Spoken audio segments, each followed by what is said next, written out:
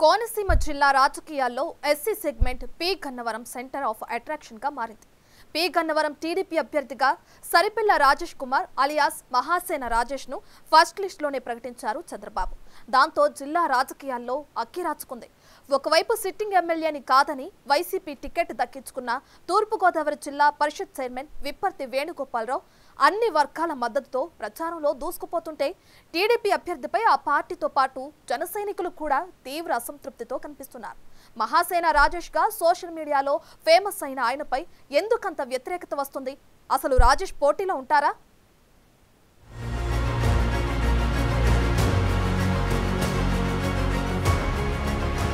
P Gannavaram TDP అభ్యర్థిగా సరిపిల్ల Rajesh Kumar alias Mahasena Rajesh ను first లిస్టులోనే ప్రకటించారు చంద్రబాబు నాయుడు. ఆ ఫస్ట్ లిస్టు రిలీజ్ అయినప్పటి నుంచి పి గన్నవరంతో పాటు ఉమ్మడి తూర్పు గోదావరి జిల్లా వ్యాప్తంగా నిరసనలు మొదలయ్యాయి. ఎస్సీ సామాజిక వర్గానికి చెందిన రాజేష్ ఇటీవలే టీడీపీలో చేరారు. చేరగానే టికెట్ దక్కించుకున్నారు. రాజేష్ కు టికెట్ ప్రకటించగానే టీడీపీ నేతలే కాదు, మామూలు జనాలు, జనసేన నేతలు పెద్ద ఎత్తున ఆందోళన మొదలుపెట్టారు. మహాసేన రాజేష్ గా సోషల్ మీడియాలో చాలా వీడియోలు పోస్టు చేసిన ఆయన కాంట్రవర్సీలకు కేరఫ్ అడ్రస్ అయ్యారు. వాటిలో హిందువుల మనోభావాలు దెబ్బతినేలా కామెంట్లు చేశారు. అగ్రవర్ణాలను, మరీ ముఖ్యంగా బ్రాహ్మణులను కించపరిచేలా పోస్టులు పెట్టారు. పొలిటికల్ కెరియర్ గురించి ఆలోచించకుండా అప్పట్లో చంద్రబాబు, పవన్ కళ్యాణ్లపై కూడా విమర్శలు గుప్పించారు. దాంతో రాజేష్ అంటే బయట వాళ్లకు పెద్దగా తెలియకపోయినా తూర్పు గోదావరి జిల్లాలో, ముఖ్యంగా కోనసీమ జిల్లాలో వివిధ వర్గాలు ఆయనపై ఆగ్రహంతో రగిలిపోతున్నాయట.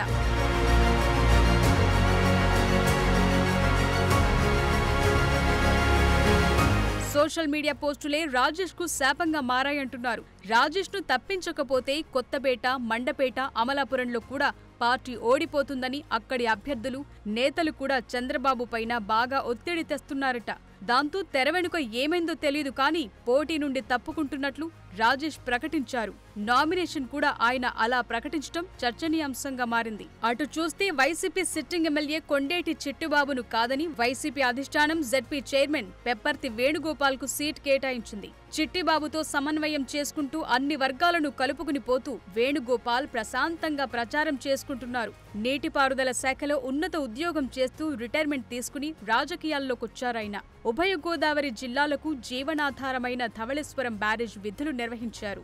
అప్పట్లో వైఎస్ రాజశేఖర్ రెడ్డి ఆయనకున్న అనుభవం చూసి రాజకీయాల్లోకి రమ్మని ఆఫర్ ఇచ్చారు. అలా ఆయన రాజకీయ రంగ ప్రవేశం చేశారు. ప్రస్తుతం వైసీపీలో జెడ్పీ చైర్మన్ గా కొనసాగుతూ పి గన్నవరం టికెట్ దక్కించుకున్నారు.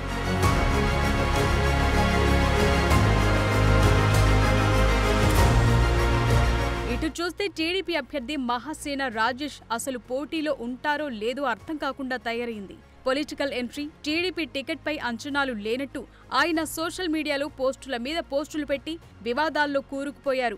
ఎస్సీ నేతగా ఆయన సోషల్ మీడియాలో చూపించిన దూకుడు ఆ వర్గాల్లో ఆయనకు ఫాలోయింగ్ పెంచిన హిందువుల వ్యతిరేకి అని, ముఖ్యంగా బ్రాహ్మణులంటే ఆయనకు చులకనని, బెదిరింపులు, బ్లాక్మెయిలింగ్లు చేస్తారని సోషల్ మీడియాలో ట్రోలింగ్ అవుతుండటం ఆయనకు పెద్ద మైనస్ అయిందంటున్నారు. ఈ విషయంలో ఆయన వివరణలు ఇచ్చుకుంటున్నప్పటికీ ట్రోల్స్ మాత్రం ఆగటం లేదు. తాను మాట్లాడిన మాటల వెనుక ముందు కట్ చేసి మధ్యలో మాట్లాడిన మాటలను మాత్రమే ప్రచారం చేస్తున్నారని, దయచేసి వాటిని నమ్మొద్దని ఆయన విజ్ఞప్తి చేస్తూనే ఉన్నారు. అయితే ఏ సోషల్ మీడియా నమ్ముకుని ఆయన ఇంత స్థాయికొచ్చారు? అదే సోషల్ మీడియా ఆయన పాలిట ప్రస్తుతం శాపంగా మారిందన్న అభిప్రాయం వ్యక్తమవుతోంది. దాంతో తన వల్ల టీడీపీ అధినేత చంద్రబాబు గాని, జనసేన అధినేత పవన్ కళ్యాణ్ కి గాని మాట రానివ్వరని, తనకు తానుగా పోటీ నుంచి తప్పుకుంటానని చెప్పే వరకు వచ్చింది పరిస్థితి. ఆ క్రమంలో తెలియక చేసినా, తెలిసి చేసినా తప్పు తప్పే అంటూ పలువురు వాదిస్తున్నారు. అసలు నేను తప్పు చేయలేదు మహాప్రభో అంటూ రాజేష్ అంటున్నారు. మరి ఇలాంటి పరిస్థితుల్లో మహాసేన రాజేష్ రాజకీయ భవిష్యత్ ఎలా ఉండబోతోందో చూడాలి.